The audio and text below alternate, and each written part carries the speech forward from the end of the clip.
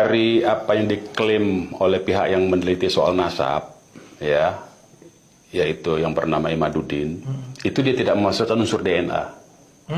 Nggak ada, dia cuma 2 buku tadi, Sejaratul Mubarakah sama satu buku saya lupa. Bukan tentang DNA. Bukan tentang DNA, nggak ada. DNA nggak dibahas di situ.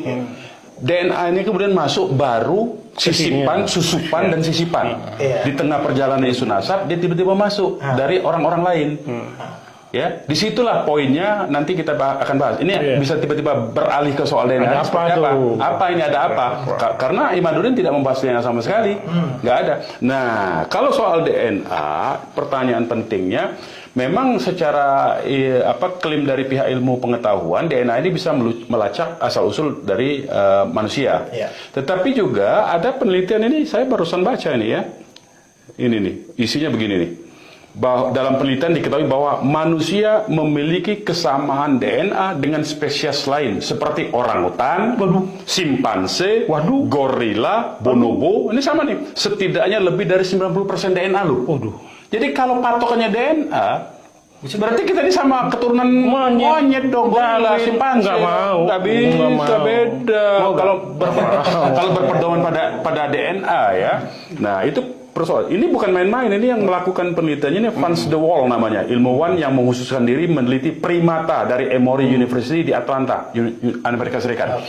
Jadi berbahaya saya kira ini kalau kita berpegangan pada DNA, karena yang kedua persoalannya ya, yang kedua, siapa peneliti atau hasil sampel DNA dari zaman Nabi Ibrahim atau Rasulullah SAW? DNA mana? Contoh sampel yang pernah diambil? Nggak ada.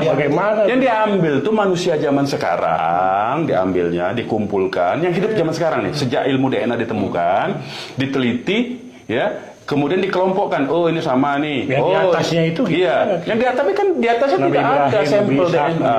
Tidak ada sampel DNA. Ini 95%, 90-90% ini sama dengan simpanse gorila. Karena sampel simpanse yang sekarang diambil, sampel manusia sekarang diambil, dicocokkan 95% samanya. Tapi kalau penelitiannya tentang keturunan kita, asal muasalnya, manusia yang di atas generasi kita dulu itu, yang ribuan tahun di atas kita, lu sampelnya dari mana? Bagaimana cara itu pertanyaan penting loh secara ilmiah.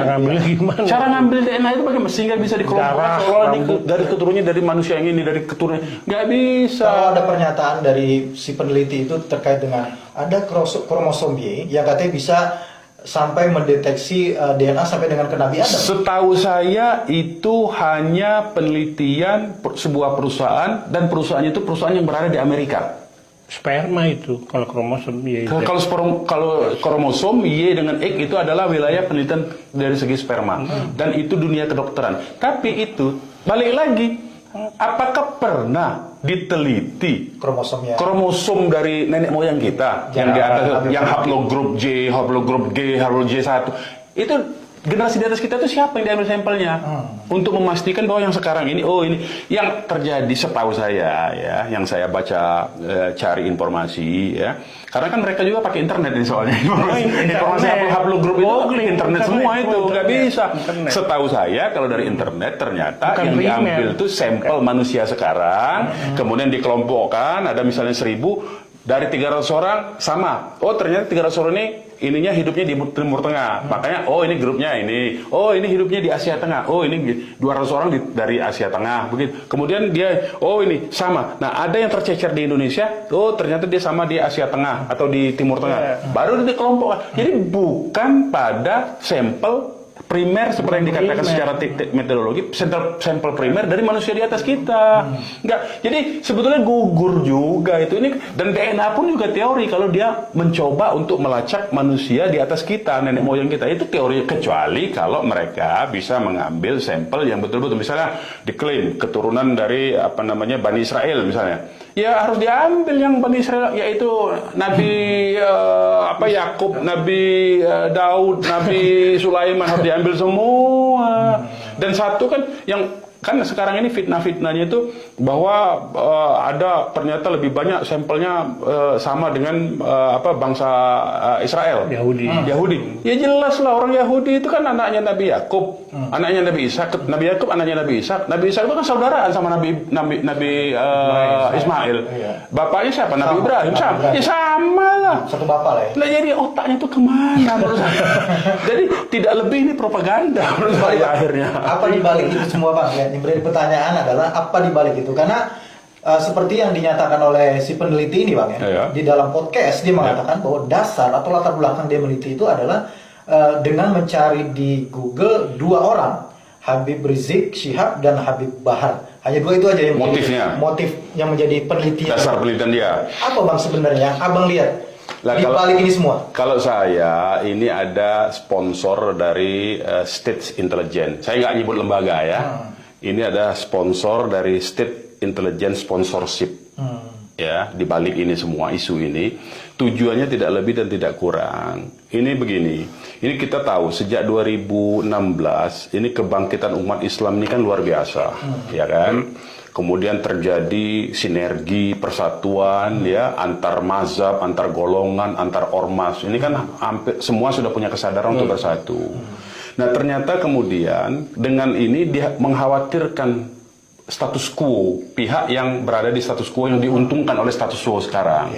Pihak ini adalah orang-orang kalau dalam teori sosial itu, ya, itu the ruling class ini. Dia terganggu nih kalau umat Islam bersatu, ya, antar ormas, antar mazhab ini. Jadi harus diacak-acak. Nah, problemnya adalah, ya, kalau saya perhatikan motivasinya ini, mereka melihat kalangan ulama. Jadi saya tidak nyebut satu saja, kalangan ulama.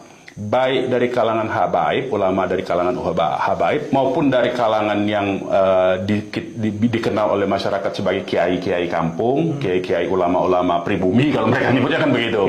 Ini terjadi persatuan. Nah, mereka nggak mau ini terjadi persatuan. Dengan adanya menonjol-nonjolkan isu-isu pribumi segala macam, ini kan ada aspek-aspek yang disebut dengan secara ideologi ultranasionalisme atau cenderung kepada chauvinisme sebetulnya. Ini kan Hitler sebetulnya chauvinisme itu membanggakan kepribumiannya, keasliannya. Padahal kita ini semua sebetulnya makhluk alien sebetulnya. Kita ini kan makhluk keturunan Nabi Adam, yang Nabi Adam itu diturunkan kepada dari surga ke bumi. Ini kan karena dihukum. Ini ribut soal begini ini kan sebetulnya dia buang-buang waktu aja nih orang-orang. Tapi balik lagi karena dia khawatir dengan kebersatuan antara ulama, bahkan PBNU juga ya sudah merespon isu ini bahwa tidak benar ini semua ya, merusak persatuan.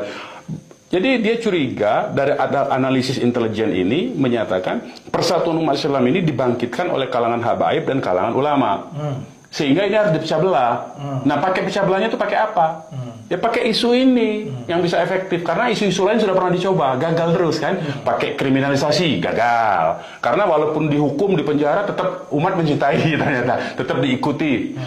Nah, pakai isu ini diharapkan yang para muhibbin ini diharapkan tidak lagi percaya, tidak lagi mengikuti. Inilah dipakai. Itulah teori analisis intelijennya. Saya tidak sebut teori karena teori harus dibatalkan oleh teori juga.